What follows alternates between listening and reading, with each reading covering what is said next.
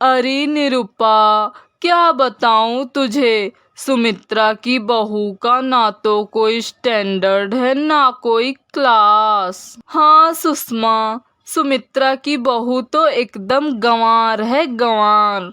पता नहीं किस गरीब लड़की से अपने बेटे की शादी करा दी सुमित्रा ने।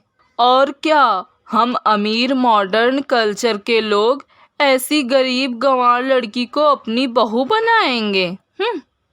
माँ जी, ये लीजिए आपका नाश्ता। अरे सुषमा, ये कौन है? ये तेरी बहू है क्या?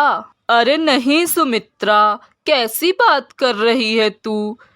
ये और मेरी बहू, ये तो घर की नौकरानी है। पर ये तुझे माँ जी क्यों कह रही है? मुझे लगा कहीं तूने भी अपने बेटे की शादी गरीब गंवार लड़की से करा दी क्या? अरे नहीं, मैं अपने बेटे की शादी किसी पढ़ी लिखी और अपने बराबर के घर से करूंगी। हाँ। अच्छा सुषमा, मुझे सुमित्रा के घर कुछ काम से जाना है, चलती हूँ, फिर आऊंगी। हाँ हाँ जरूर, और उसकी गंवार बहू की कोई बात पता चले तो मुझे भी आके बताना। हाँ हाँ जरूर, ये भी कोई पूछने की बात है।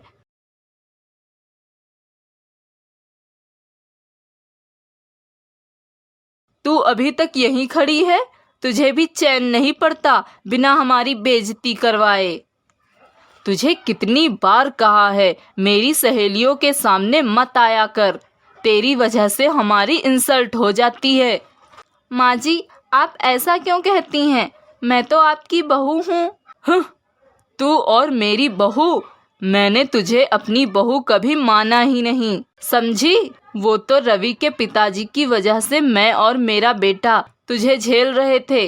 अब तो रवि के पिताजी भी नहीं रहे और अब हम तुझे बर्दाश्त नहीं कर सकते, समझी तू? आज ही ये घर छोड़ के चली जा। हाँ माँ, तुम सही कह रही हो। पिताजी की वजह से हम इस गंवार को झेल रहे थे, अब और नहीं। सुनो, अब तुम हमारी जिंदगी से चली जाओ। सुन लिया मेरे बेटे ने क्या कहा? गरीब अनपढ़ गंवार लड़की, जा, चली जा इस घर से। माँ जी, रवि जी, ऐसा मत कीजिए। मेरा आप दोनों के सिवा और कोई नहीं है। मैं कहाँ जाऊंगी? मुझे घर से मत निकालिए माँ जी। दोनों कविता को घर से निकाल देते हैं। कविता रोती हुई सड़क पर जाती है। हे भगवान, अब मैं क्या करूं? कहाँ जाऊं? मेरे घर वालों ने ही मुझे घर से निकाल दिया। तभी वहां से एक बूढ़ी औरत गुजरती है। वह कविता को रोती देख उसके पास जाती है। क्या हुआ बेटी? क्यों रो रही हो? कविता उसे सारी बात बताती है। माँ जी, अब मैं कहाँ जाऊं? किसके पास जाऊं? मेरा तो कोई नहीं है। रो मत बेटी, जिसका कोई नहीं होता उसका भगवान होता है। बेटी, मैं भी तेरी तरह अकेली हूँ। मेरा भी कोई नहीं है, पर मेरे पास एक घर है। अगर तू चाहे तो मेरे साथ रह सकती है। मुझे भी एक बेटी मिल जाएगी। कविता उस बूढ़ी माँ के साथ उसके घर चली जाती है। माँ जी, आप अकेले कैसे रह लेती हो? बेटी, अकेले कौन रहना चाहता है, पर जब अपने साथ छोड़ दें तो क्या कर सकते हैं। तेरी तरह मेरे भी बेटे और बहू मुझे अकेला छोड़कर चले गए। कविता खाना बना के लाती है। दोनों माँ बेटी खाना खाते हैं। तभी कविता की नज़र सामने दीवार पर पड़ती है। माँ, ये दीवार पर आधा पेंट किया हुआ है, ऐसा क्यों? बेटी, पेंट करने वाला आधी दीवार पेंट करके चला गया, तब से आज भी नहीं आया। अब मैं बूढ़ी अकेली क्या क्या करूं? कविता पूरी दीवार पेंट कर देती है। अरे वाह बेटी, तूने तो कमाल कर दिया। कितनी अच्छी दीवार पेंट की है। माँ, मैं सोच रही हूँ मैं ज़्यादा पढ़ी लिखी तो नहीं हूँ, पर मैं अपने पैरों पर खड़ी होना चाहती हूँ। क्यों ना मैं यही काम शुरू कर दूँ? हाँ बेटी, ये तो बहुत अच्छा सोचा तूने। कविता पेंटिंग का काम शुरू कर देती है। लोगों को कविता का किया काम खूब पसंद आता है। धीरे धीरे कविता अपनी हार्डवेयर की एक बड़ी दुकान खोल लेती है। कविता के अच्छे कामों की वजह से वह बहुत मशहूर और बहुत अमीर हो जाती है।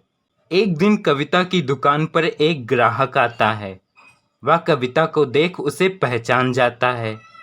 अरे बेटी, तुम तो शायद सुषमा जी की बहू हो। नहीं अंकल, मैं उनकी बहू थी, पर अब नहीं। वह आदमी वहां से चला जाता है और सुषमा के घर जाता है। अरे सुषमा जी, कविता आपकी ही बहू है ना? कविता मेरी बहू? अरे वो तो मेरी घर की नौकरानी थी। ये क्या कह रही हैं आप? मैंने तो सुना है वो आपकी बहू थी। खैर छोड़ो, पर शायद आप जानती नहीं, कविता आज शहर की सबसे मशहूर हार्डवेयर की दुकान की मालकिन है। बहुत अमीर हो गई है आपकी बहू। क्या कविता इतनी अमीर हो गई? माँ, हमें जल्दी से उसके पास चलकर उससे माफी मांगना चाहिए। हाँ बेटा, जल्दी चल। दोनों कविता के पास जाते हैं। बेटी कविता, मैं तेरी सास तुझे लेने आई हूँ। अपने घर चल मेरी प्यारी बहू। हाँ कविता, हमें माफ कर दो, हम तुम्हें समझ ना सके। हमारे साथ अपने घर चलो। आप लोग कौन हैं? मैं आप लोगों को नहीं जानती।